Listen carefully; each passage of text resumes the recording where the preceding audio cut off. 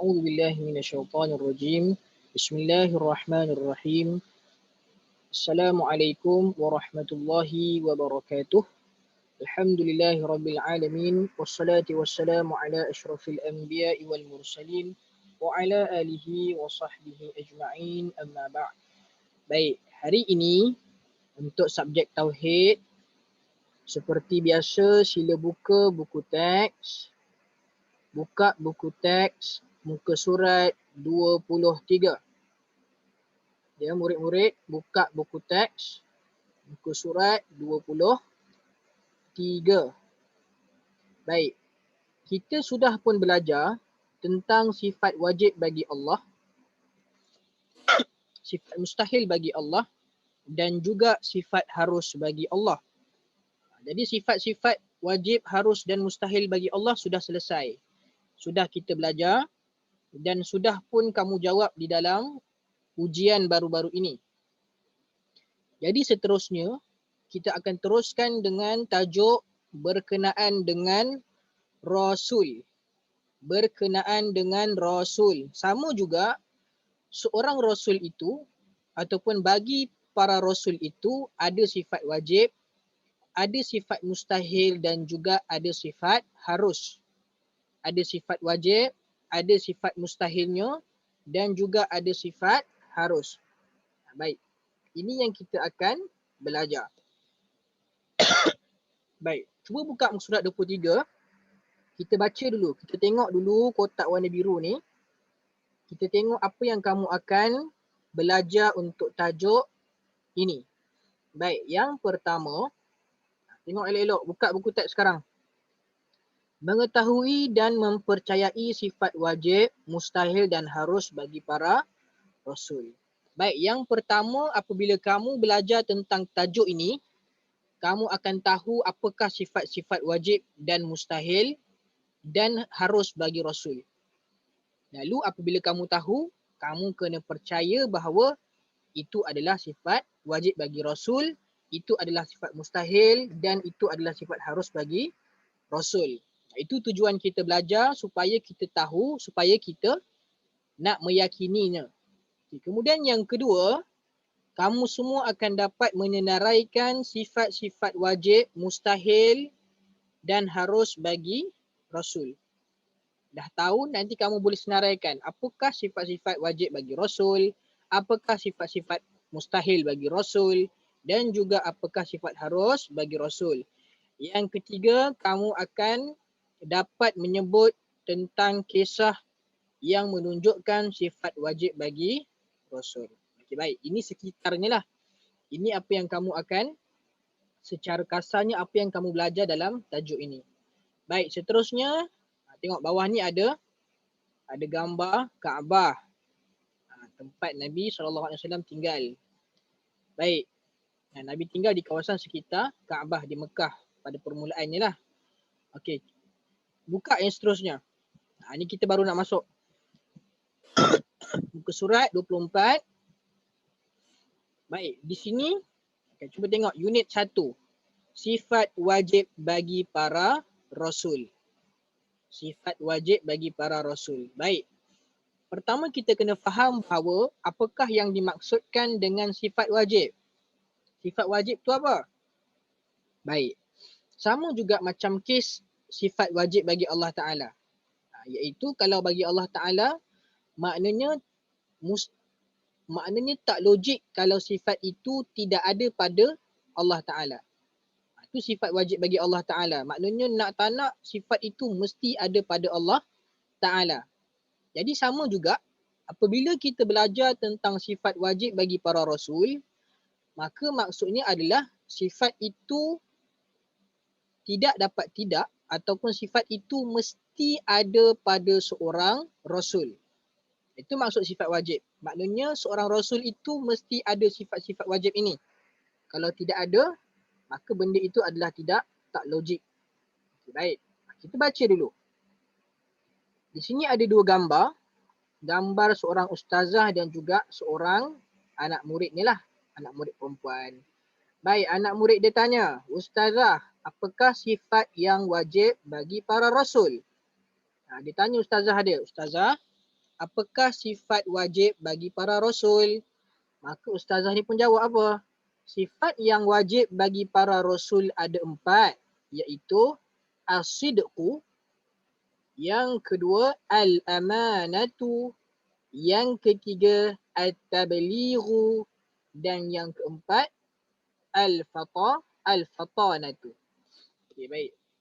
Jadi di sini kita dapat tahu bahawasanya sifat wajib bagi rasul itu ada 4. Maknanya seorang rasul itu mesti ada sifat keempat-empat sifat ini. Tidak boleh seorang rasul itu ada 3 sahaja. Tidak boleh seorang rasul itu ada 2 sifat sahaja. Dia mesti ada keempat-empat sifat ini, iaitu yang pertama, seorang rasul itu mesti ada sifat as-sidqu. Nanti kita akan belajar apakah maksud dia. Yang penting kamu tahu dulu apakah sifat-sifat dia. Yang kedua, tengok mouse ustaz ni. Yang kedua, seorang rasul mestilah bersifat dengan sifat amanatu. Yang ketiga, seorang rasul mesti ada sifat at-tablighu. Dan yang keempat, seorang rasul itu mesti ada sifat al-fatanatu. Maknanya, seorang rasul itu wajib dia ada sifat keempat-empat sifat ini. As-sidqu, al-amanatu, at-tablighu dan al-fatanatu. Ingat elok-elok.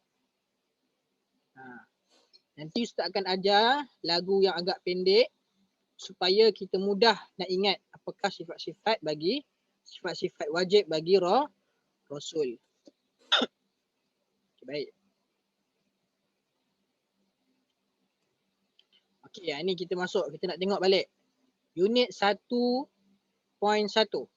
Sifat wajib bagi para rasul.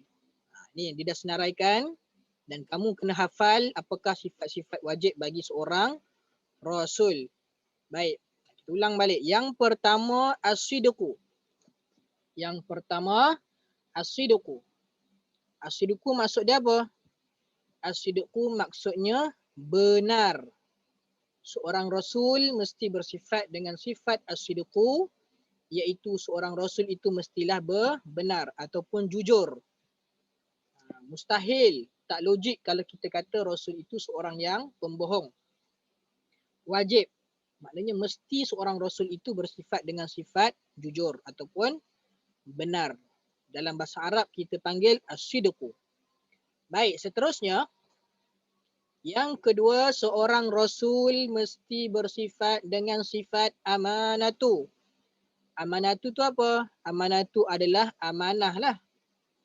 Amanah. Amanah. Baik, yang ketiga, seorang rasul mesti ada sifat tablighu. Tablighu iaitu menyampaikan. Seorang rasul mesti dia menyampaikan agama Allah Subhanahu wa taala. Tak boleh dia terima apa-apa arahan daripada Allah lalu dia sorok. Dia mesti sampaikan apa yang Allah suruh. Jadi seorang rasul mesti ada sifat menyampaikan, iaitu at-tablighu. Baik, yang keempat, seorang rasul mesti ada sifat al-fatanah. Al-fatanatu, iaitu bijaksana. Seorang rasul mesti seorang yang bijak. Tak logik kalau seorang rasul itu Allah pilih dalam kalangan orang yang bodoh. Allah mesti pilih seorang rasul yang mana rasul itu mesti seorang yang bijak. Bijaksana. Malah seorang rasul dia dapat wahyu daripada Allah. Jadi apabila dapat wahyu daripada Allah, sudah tentu dia seorang yang bijak. Kerana apa yang disebut semuanya adalah daripada Allah Subhanahu wa taala. Baik. Jadi pertama sekali kan ingat empat-empat ni dulu. Keempat-empat sifat wajib bagi para rasul. Kalau tak silap ustaz dah ajar lagu dah dekat kelas 4 sabar. Kelas lain ustaz tak sempat nak masuk. Jadi untuk hari ini, untuk kali ini Ustaz cuba nyanyi dan kamu cuba hafal lagu ini supaya kamu mudah ingat apakah sifat-sifat wajib bagi Rasul. Okay, baik, dengar elok-elok. Siddiq, amanah, tabligh dan fatanah, sifat yang wajib pada Rasulullah. Okay, Ustaz ulang balik. Dengar elok-elok. Pendek je. Siddiq, amanah, tabligh dan fatanah, sifat yang wajib pada Rasulullah. Baik, kali ketiga Ustaz ulang, last. Kamu kena dengar elok, kena praktis dan seperti biasa dalam kelas nanti, setiap kali sebelum kelas tauhid, Ustaz akan pilih seorang untuk nyanyi. Yang pertama, okey baik. Siddiq, amanah, tabligh dan fatanah, sifat yang wajib pada Rasulullah. Okay, boleh? Baik, jadi ada 4 sifat wajib bagi Rasulullah. Boleh? Hafal dulu. Balik kat rumah nanti hafal. Okey, seterusnya. Ni panjang juga ni. Okey, tak apa. Seterusnya muka surat 26. Hari ini kita akan belajar sehingga sifat siddiq. Sifat yang pertama. Kemudian sifat yang kedua, ketiga dan keempat kita akan belajar untuk kelas seterusnya lah. Kita masuk dulu sifat yang pertama. Selepas kamu hafal keempat-empat sifat tersebut, kemudian kita nak baca sedikit kisah di sebalik sifat itulah. Baik, yang pertama. As-sidqu. Artinya benar. Baik, Ustaz baca, kamu dengar elok. Peristiwa Isra' dan Mi'raj memperlihatkan kebesaran dan keagungan Allah kepada Nabi Muhammad sallallahu alaihi wasallam tentang apa yang ada di langit dan di bumi. Baik, jadi kisah ini adalah berkenaan dengan kisah peristiwa Isra' dan Mi'raj. Isra' dan Mi'raj adalah salah satu bentuk peristiwa yang mana Allah nak menzahirkan kebesaran dan juga keagungan Allah. Bukan saja-saja Allah nak buat peristiwa Isra' dan Mi'raj, tapi Allah buat peristiwa tersebut supaya Allah nak tunjuk kepada manusia tentang kehebatan dan juga keagungan Allah Subhanahu wa taala. Baik, seterusnya. Rasulullah sallallahu alaihi wasallam telah menceritakan apa yang baginda nampak ketika Isra' dan Mi'raj.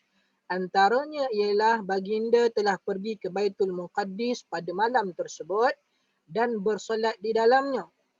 Ada di antara kaum Quraisy yang bertepuk tangan kerana memperlekehkan cerita tersebut dan ada yang mendengus kerana tidak mempercayai baginda. Baik. Jadi apabila selepas habis peristiwa Isra' dan Mi'raj, Nabi pun menceritakan peristiwa tersebut kepada penduduk Mekah pada ketika itu. Tapi kebanyakannya tidak mempercayai Nabi. Mereka mengatakan bahawa Nabi itu berbohong. Kerana tak logik hanya dengan satu malam sahaja Nabi boleh sampai ke Baitul Muqaddis di Palestin dan Nabi boleh pula bersolat di dalamnya. Tak logik dari sudut akal kita. Jadi ramai tak percaya.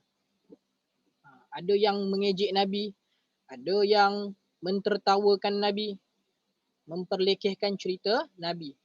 Kerana mereka kata Nabi itu berbohong. Baik, sambung. Berita tersebut tersebar di Mekah. Maka orang Quraisy bertemu Sayyidina Abu Bakar radhiyallahu anhu untuk bertanyakan tentang pendapat beliau. Kemudian Sayyidina Abu Bakar mengakui kebenaran cerita tersebut setelah dijelaskan oleh Nabi Muhammad sallallahu alaihi wasallam. Okey, baik. Lalu beberapa penduduk Quraisy berjumpa dengan Sayyidina Abu Bakar. Kerana Sayyidina Abu Bakar adalah salah seorang yang sangat dihormati ketika itu. Dia adalah golongan yang bangsawan, golongan yang hebat, yang dihormati di kalangan penduduk Quraisy. Maka mereka bertemu dengan Saidina Abu Bakar, mereka kata bahawa, wahai Abu Bakar, sahabat kamu tu, Muhammad itu telah berbohong. Dia kata dia pergi Baitul Muqaddis dalam tempoh 1 malam, dia naik ke langit pula. Maka apabila Saidina Abu Bakar, iaitu sahabat terbaik Nabi SAW, mendengar cerita tersebut, Saidina Abu Bakar terus mengakui kebenaran cerita tersebut. Terus Saidina Abu Bakar percaya. Saidina Abu Bakar, dia tidak sekali-kali mempersoalkan apa yang Nabi cakap, apa yang Nabi cerita. Walaupun cerita itu macam tak logik, tapi Saidina Abu Bakar sangat-sangat mempercayai Nabi SAW. Itulah hebatnya kesetiaan sahabat Nabi yang bernama Sayyidina Abu Bakar. Baik, sambung. Pada ketika itu, orang musyrikin berada di keliling Sayyidina Abu Bakar yang sedang meminta penjelasan baginda. Maka Nabi Muhammad menjelaskan kepada Sayyidina Abu Bakar dan memberitahu sifat-sifat Baitul Muqaddis supaya orang musyrikin juga dapat mendengar tentangnya dan mengetahui kebenaran berita yang telah disampaikan oleh baginda. Okey, baik. Jadi selepas itu Nabi Muhammad SAW dia menceritakan kepada Sayyidina Abu Bakar tentang bagaimanakah rupa Baitul Muqaddis. Supaya nak jadi bukti bahawa ya memang benar aku telah sampai ke Baitul Muqaddis. Di keliling itu, di samping Sayyidina Abu Bakar dan juga Nabi Muhammad, ada orang-orang Quraisy lah yang tak percaya. Lalu baginda cerita, Baitul Muqaddis sekian macam ni, Baitul Muqaddis macam ni. Lalu Sayyidina Abu Bakar kata, ya benarlah, itulah yang dimaksudkan dengan Baitul Muqaddis. Jadi rupa-rupanya cerita yang Nabi sampaikan itu rupa-rupanya memang betul-betul berlaku. Memang Nabi benar-benar Isra' dan Mi'raj pada malam tersebut dalam tempoh 1 malam sahaja. Baik. Buktinya apa? Buktinya tadi lah Nabi dah cerita. Nabi cerita tentang rupa Baitul Muqaddis. Kalaulah Nabi menipu, sudah tentu Nabi tak mampu nak cerita tentang macam manakah sifat-sifat Baitul Muqaddis. Baik. Jadi ini adalah kisah ringkas yang berkait dengan kejujuran dan kebenaran Nabi SAW. Baik, sekarang kita baca dalilnya pula. Apakah bukti yang menunjukkan bahawa Nabi itu seorang yang siddiq ataupun sidqu, benar? Apakah dalil daripada Al-Quran yang mengatakan bahawa Nabi itu bersifat dengan sifat jujur? Maka inilah dalilnya. Bismillahirrahmanirrahim. Wa ma yantiqu 'anil hawa in huwa illa wahyu yuha.